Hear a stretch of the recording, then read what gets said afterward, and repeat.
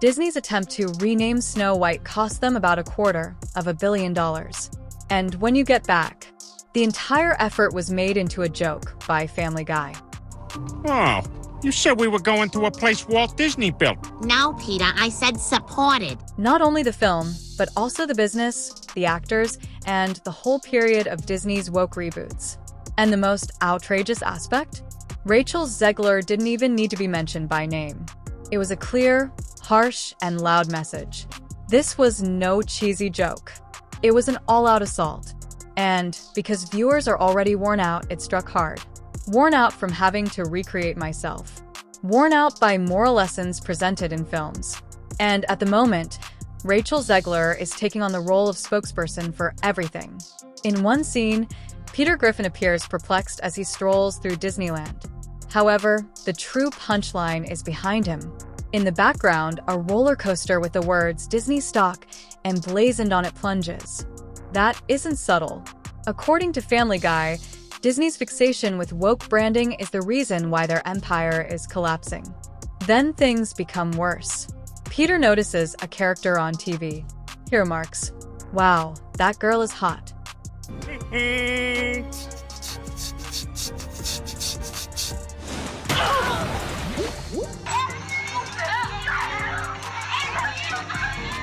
The phrase, "what is everything?" has evolved into a meme in and of itself. It reflects the sentiments of many spectators. It is anticipated that the audience would follow along without inquiry when everything is altered, renamed, and redefined. That emotion was skillfully transformed into a punchline by Family Guy.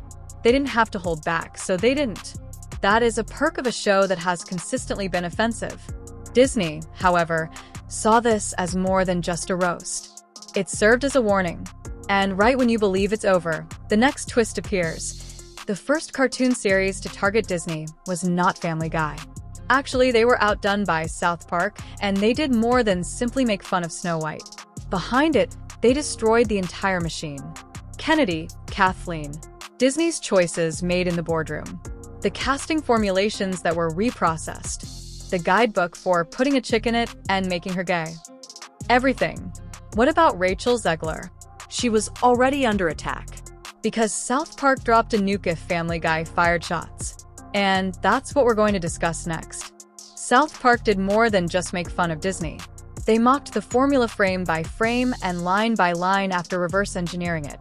Kathleen Kennedy, the real Disney executive responsible for the most of the company's recent reboots, was introduced in the Joining the Panderverse special along with a magical item known as the Panderstone.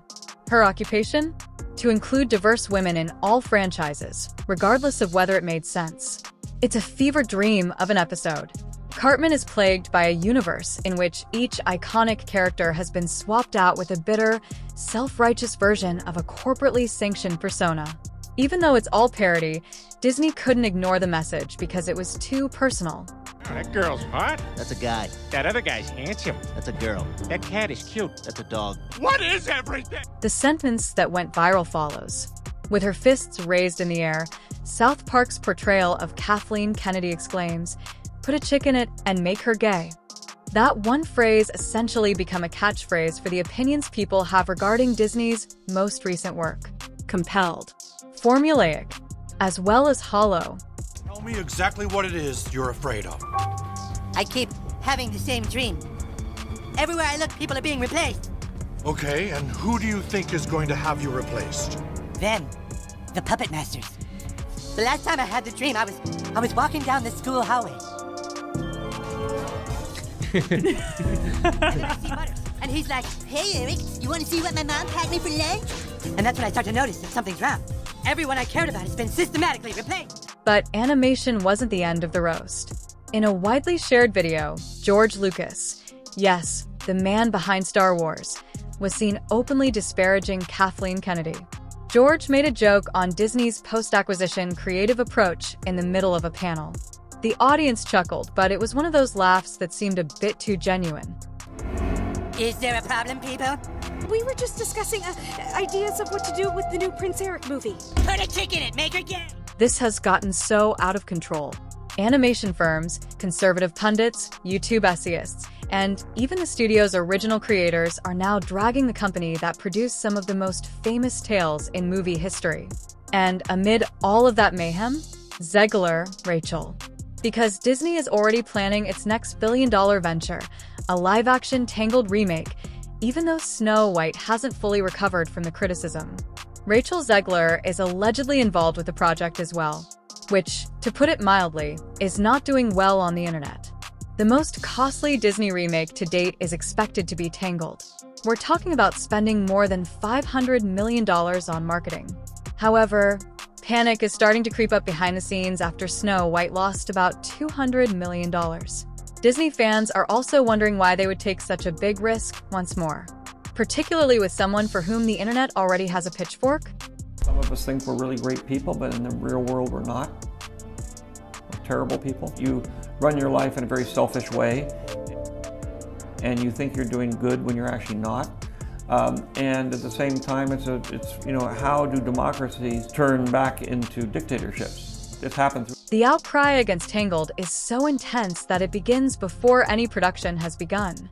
And it's not because Rachel Zegler lacks talent. Rather, it's because viewers believe they are being sold a brand rather than a narrative. Furthermore, not simply a terrific film is expected when $500 million is invested in that brand. It's for a bulletproof object. Something that people wish to support. Now, this energy isn't going in that direction. Speaking of negative energy, that immediately brings us to the point at which Rachel entered an empty cinema, uploaded a TikTok, and unintentionally brought attention to how badly Snow White actually tanked. Normally, Rachel Zegler entering an empty movie theater wouldn't make headlines. However, this was no ordinary theater. She made this film alone. Her personal Snow White marketing moment. What about the seats? Almost all of them are empty. She shared a brief Instagram story of herself entering the movie theater with a bunch of flowers, as if it were a red carpet premiere. However, behind her, a couple of viewers dispersed. Not a buzz, not a crowd, not a thrill. It appeared less like a Disney blockbuster and more like a clumsy Tuesday matinee. Rachel Zegler is not having her year where her Snow White movie is going to lose $200 million for Disney, but doing so, she also screwed over Tangled in the process. When Rachel Zegler was cast as Snow White, she joined one of Disney's biggest franchises, which was Disney Princess, where they've done $45 billion in merchandise sales just in the last 25 years. With the goal of trying to keep that brand fresh, they've tried to do live-action reboots of the Princess movies, and they have had success so far, with Cinderella making over $500 million on a budget of $90 million, and then Beauty and the Beast making $1.3 billion. But the last two attempts for Disney just haven't worked, where Halle Bailey's Little Mermaid lost $25 million for Disney, and Rachel Zegler's Snow White is way worse and it could lose up to $200 million. Now, because of those two failures, Disney's pausing their other attempts at making live-action reboots, including the live-action Tangled movie. Which Tangled was actually the most expensive animated movie of all time, costing $260 million, and it only made $592 million, which actually means it lost money factoring marketing and ticket splits. Still, Disney saw potential in Tangled having more success as a live-action movie, but now due to the failure of the Rachel Zegler film, they're no longer going to be pursuing that or other projects. So hey, she failed so bad she did something good getting rid of the reboots and without. Within hours, what started off as a charming viral flex became into a meme. She brought flowers to a funeral, people joked. It was dubbed the loneliest premiere in Disney history by some. Even if it's simple to focus on the here and now, it actually represented something more profound. The gap between the audience and the film, between the supporters and Rachel. And a major cause of that discrepancy? From the beginning, her casting was controversial. In the original story, Snow White was always said to have skin as white as snow. Thus, the internet erupted when Disney chose a Latina actress for the part. Remaking a classic should at least adhere to the essential details, according to critics. In response, Rachel posted a TikTok in which she pressed back against the vitriol and emphasized the significance of contemporary representation. The way it was handled was the issue, not simply the casting. Rachel did more than just stand up for herself. She began disparaging the first movie, claiming it was strange and out of date and that the prince was basically a warning sign. For many supporters, that was the tipping point. At the very least, show respect to the original if you're assuming a legendary role. Act as like you appreciate what came before you, at the very least. However, the criticism didn't end there. It became political. A number of well-known Hollywood figures, like Rachel Zegler, openly backed Palestine amid the continuing Israel-Gaza war. She even put her signature on a letter requesting a halt to hostilities. That wouldn't have caused trouble on its own, but what about her co-star Gal Gadot? She is renowned for being pro-Israel. A fictional fairy tale film abruptly turned into a political battleground. When Lebanon formally banned the movie, not because of Rachel, but because of Gal Gadot, the tension reached a breaking point. Distributors claim that Gadot has been on a boycott list in Lebanon for a long time, which prevents the distribution of any films in which she appears. An old video of Rachel reappeared just when it seemed like the outrage could hardly be much worse.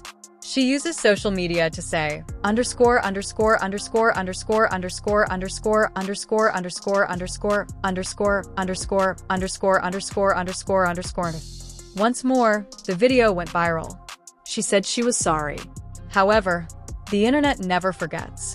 Rachel Zegler was more popular for drama at this time than for acting. No matter how well the images were rendered or how often Disney attempted to retell the story, it made no difference. The damage was already done. And the last blow? The figures from the box office. The budget for Snow White ranged between $240 to $270 million. Globally, it barely made $184 million. Disney insiders acknowledged that it didn't perform well. However, Jonah Platt, the son of producer Mark Platt, didn't hold back in private. He expressed what the majority of CEOs were thinking. Rachel's remarks in public exacerbated the situation. Her interviews, her social media accounts, her whole public image. That's what ruined the atmosphere.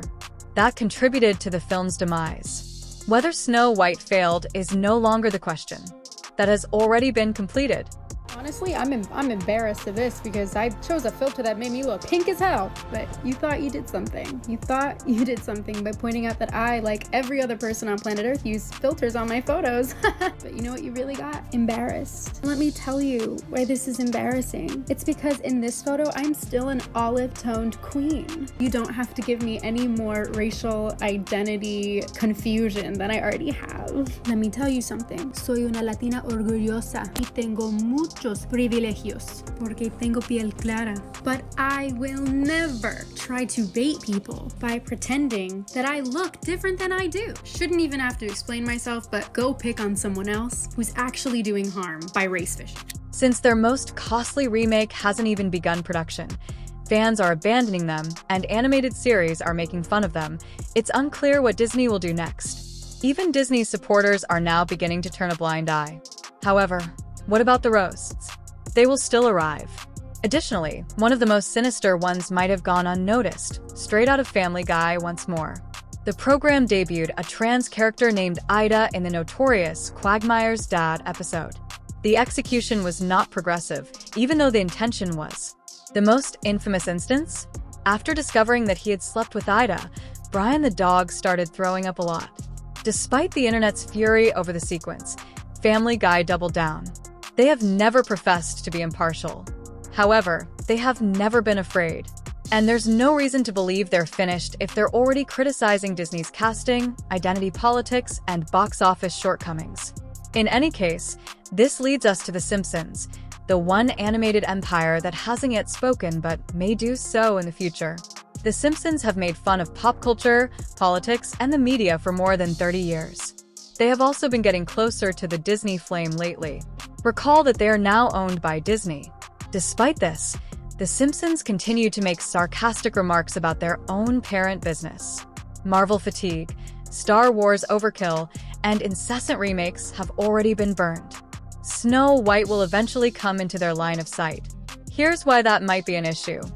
The Simpsons continue to have cultural legitimacy.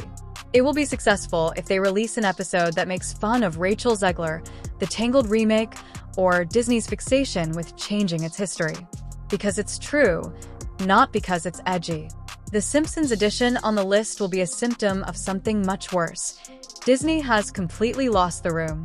It is no longer about haters, when even their own properties are turning against them. It has to do with validity. Rachel Zegler was never the only one involved in this. Or a single poor film. Or even the online naysayers. This has to do with trust. Disney used to be a symbol of ageless storytelling, believable characters, and films that allowed viewers to lose themselves.